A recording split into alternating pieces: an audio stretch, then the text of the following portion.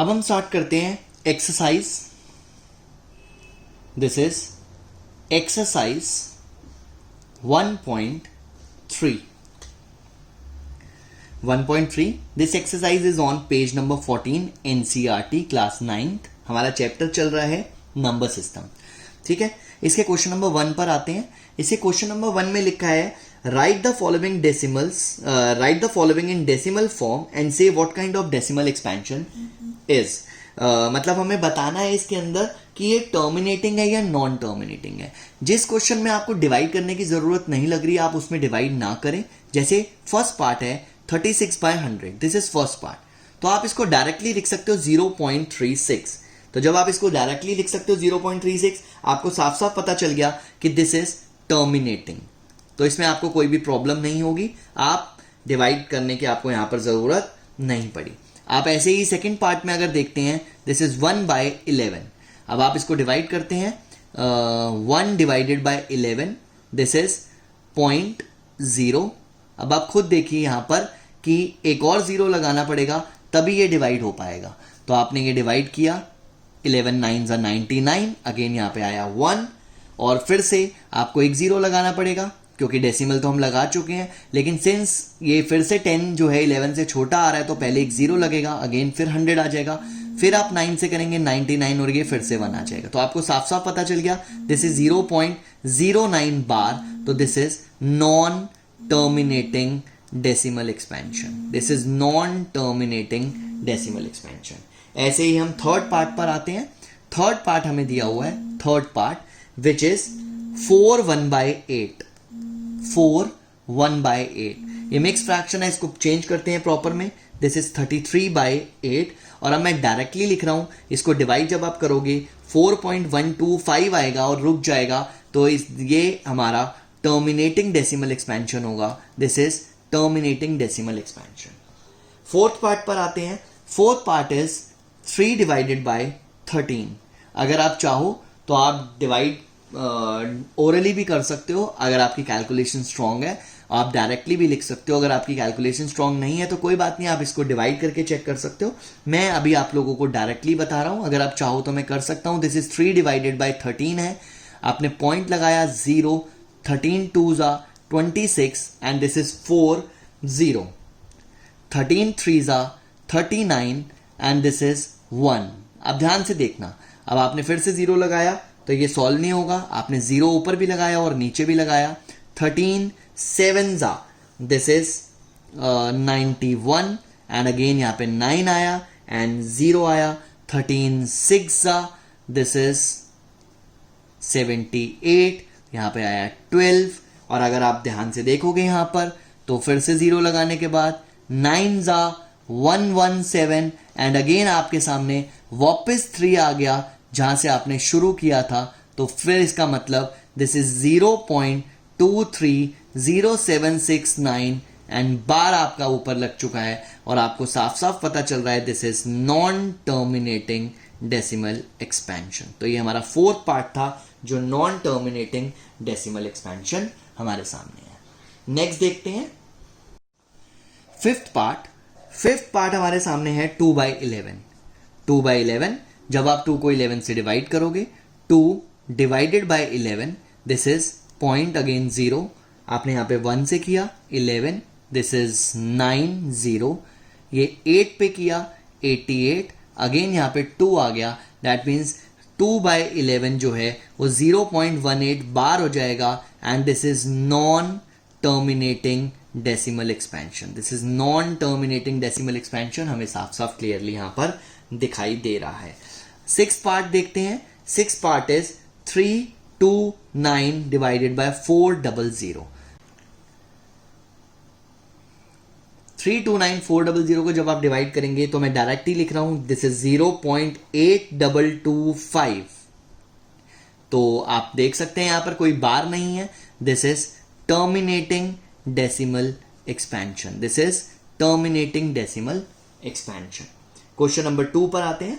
Question number 2 थोड़ा सा interesting question है. थोड़ा सा आप उसमें सोचेंगे, दिमाग लगाएंगे तो आपको बहुत मजा आएगा इस क्वेश्चन को देखने में. इसमें लिखा हुआ है यू नो दैट 1/7 इज 0.142857। तो कह रहा है इसको ध्यान में रखते हुए बिना डिवाइड करे आप बताओ 2/7 क्या होगा। तो देखो सिंपल सी चीज है 7। अब देखना इस चीज को कि हमें पता है कि यही डिजिट्स रिपीट होनी है 7 से डिवाइड करने पर। तो ध्यान से देखना कि जब ये 2 आ रहा है हमारे पास 1/7 0.142857 है, ये 2 है तो पहले आएगा 2 क्योंकि 7 2 14 होता है, क्योंकि 20 बनेगा तो 7 2 14। तो इसका मतलब 2 जो है वहां से शुरू कर दो 0.285714। आप चाहो तो आप डिवाइड करके देख सकते हो, ये बार आएगा, ये मैंने बार नहीं लगाया था पहले। ऐसे ही अगर आपसे पूछा जाए 3/7 0 पॉइंट, देखो यहां 30 होगा तो 7 4 28, तो ये 4 से स्टार्ट होगा, दिस इज 42857 बार। ऐसे ही अगर मैं बोलूं 4/7 तो ये 5 से स्टार्ट होगा 0.571428 बार। तो ये बहुत ही इंटरेस्टिंग सा क्वेश्चन था, इसमें कुछ था नहीं, सिर्फ एक लॉजिक लगाना था, वो मैंने आपके सामने बताया कि ये किस तरह से आएगा। ऐसे ही आप 5/7 को भी देख सकते हो, this is 5/7 which is 0 point, अब ये किससे स्टार्ट होगा 5/7, ऑब्वियसली 7 से, 7 7 49, तो 714285 बार। और अगर 6/7 की बात करें तो 0.857142 बार। ये इस तरह से सॉल्व होगा। क्वेश्चन नंबर 3 पर आते हैं। Question number 3, this is question number 3। इसमें लिखा है express the following in the form of P/Q, और आपको 3 पार्ट्स दिए हुए हैं। सबसे पहले फर्स्ट पार्ट पर आते हैं।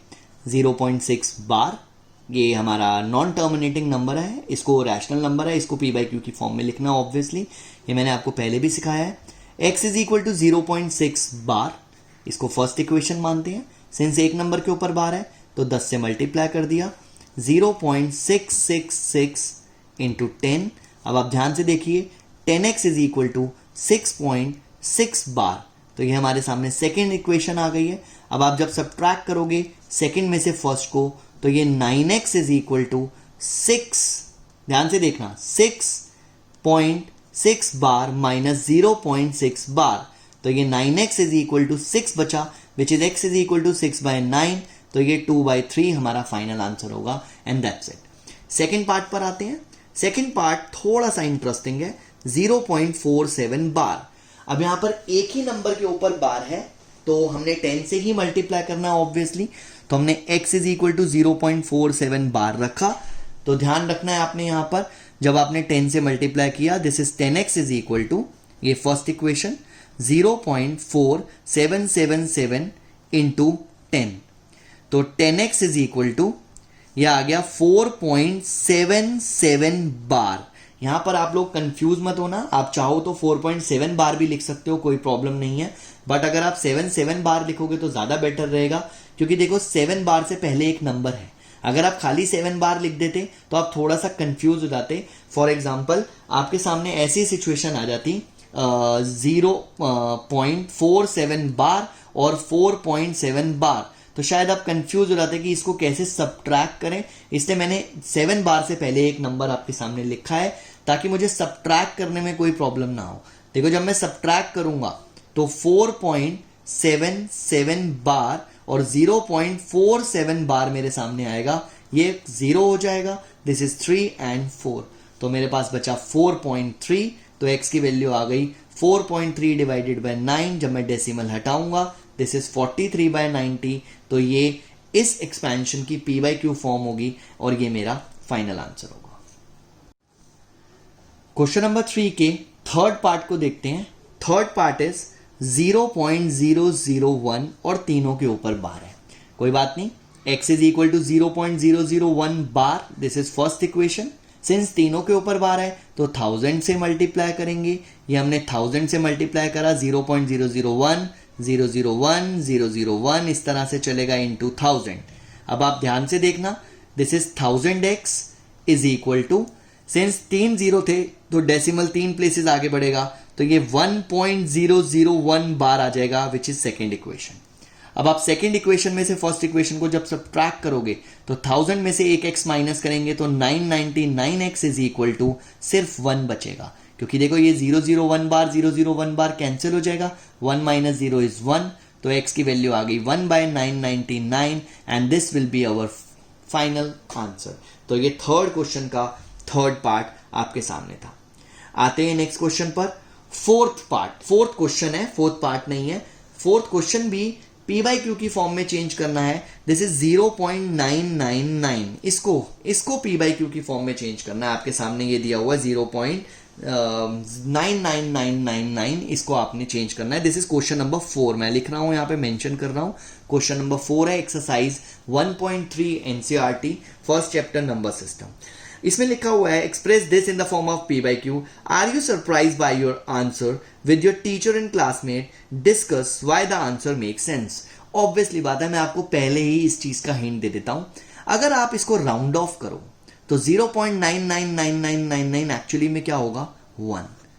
तो जब आप इसको पी बाई क्यू की फॉर्म में चेंज करोगे तो ये आपको 1 दिखाई देगा, बिकॉज ये 1/1 की डेसिमल एक्सपेंशन है 0.99, और राउंड ऑफ करके ही आंसर आ रहा है, वो आपके सामने आएगा, आप लोगों को दिखाई देगा। इस चीज को ध्यान में रखते हैं। x is equal to 0.9 bar, since एक ही नंबर के ऊपर बार है। 10x is equal to 0.999 into 10, this is 10x is equal to 9.9 bar. This is second equation and this is first equation. When you subtract first from second, you will get 9x is equal to 9. तो x is equal to आपके सामने आ रहा है 1. तो are you surprised? No. हमें sir ने पहले ही बता दिया था कि 0.999 को अगर राउंड ऑफ करेंगे तो एक्चुअली में 1 होगा। तो ये 1 जो है वही 1 आपको यहां पर दिखाई दे रहा है, and that's it. Question number 5 को देखते हैं। क्वेश्चन नंबर 5 में लिखा है कि 1 को अगर 17 से डिवाइड करो and you have to perform the division to check your answer. ठीक है, अगर आप 1 को 17 से डिवाइड करो तो कितने क्या कहते हैं आपके जो ब्लॉक्स ऑफ डिजिट्स हैं डेसिमल एक्सपेंशन में होंगे, ये आपको बताना है। What can be the maximum number of digits be in the repeating block of digits in the decimal expansion of 1/17. Perform the division to check your answer. जब आप इसको डिवाइड करेंगे तो आपको दिखाई देगा दिस इज 05888235294117647। तो जब आप काउंट करेंगे तो यहां पे आपको दिखाई देगा दिस इज 1 2 3 4 5 6 7 8 9 10 11 12 13 14 15 16। तो ये आपके सामने ये 16 ब्लॉक इस बार के नीचे आ रहे हैं, यानी कि ये रिपीटिंग ब्लॉक हो गया हमारा। जो 16 डिजिट्स है इन द रिपीटिंग ब्लॉक होगा 1/17 में। तो आप इसके आंसर में ऐसे ही लिख देंगे कि there are 16 digits in the repeating block of the decimal expansion of